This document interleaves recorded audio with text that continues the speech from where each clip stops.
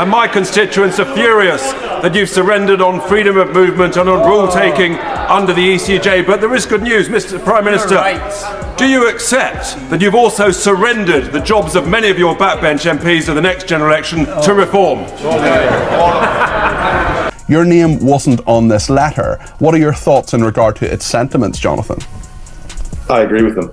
You agree with them? Are you going to rebel? I do.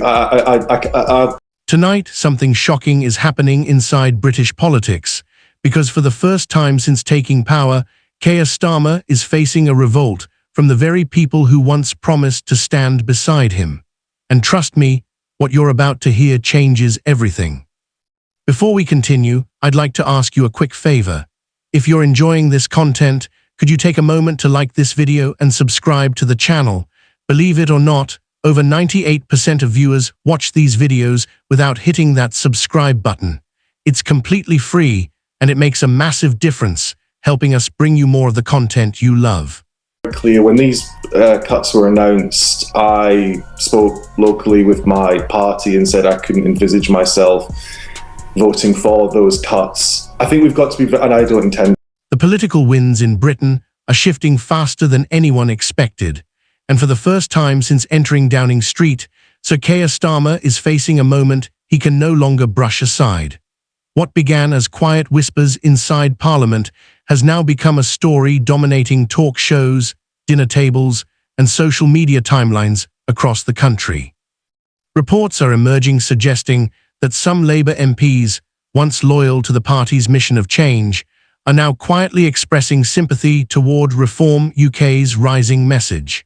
And suddenly, the Prime Minister finds himself confronted with a truth he hoped would never make it into the public spotlight. This isn't just about party politics. This is about trust, conviction, and a nation that feels pushed to the edge.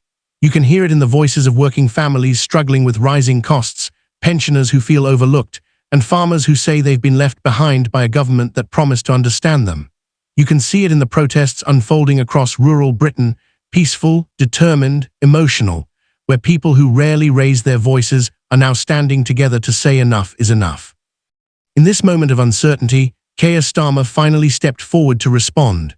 His words were calm, measured, and wrapped in a tone of reassurance, but behind that carefully constructed exterior, there was something else, something unmistakable.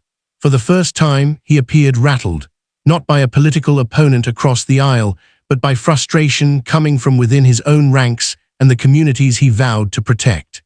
To be clear, Jonathan, I haven't heard this before. You're saying that you're going to vote against the government. Is that the first time that you will have rebelled? Yes. And I think it's really important to be clear about this. So much of what is in that green paper is absolutely right. We have to reduce the benefit bill in this country. We have to get people back into work. Work is absolutely the right place for people to be.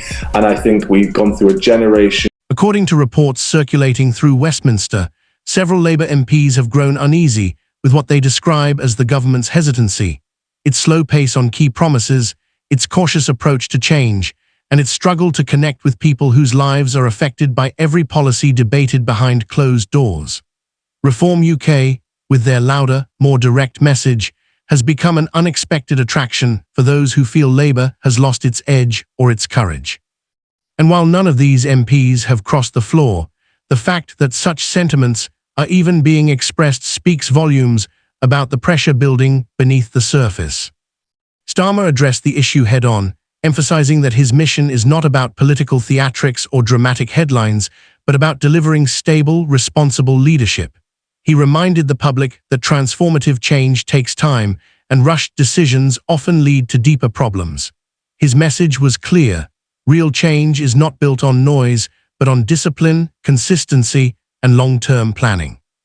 Yet, as he spoke, it was hard not to feel the weight of the frustration coming from those who expected more urgency, more fire, after years of political turbulence. For many voters, the heart of this tension lies in expectations. When Labour swept into office, many believed a new era had begun, one that would bring bold action on the economy, stronger support for rural communities, and clearer direction on issues like housing, immigration, and public services. But 6 months into the government's tenure, patience is thinning. In towns across the Midlands, in farming villages in Wales, in coastal communities in the north, people are asking the same question: where is the change we were promised? The most emotional voices have come from farmers. They've watched their costs rise while profits fall, and they've felt drowned out by policies they believe were designed without understanding the realities on the ground. For them, this isn't politics. It's their lives, their land, their families, their futures.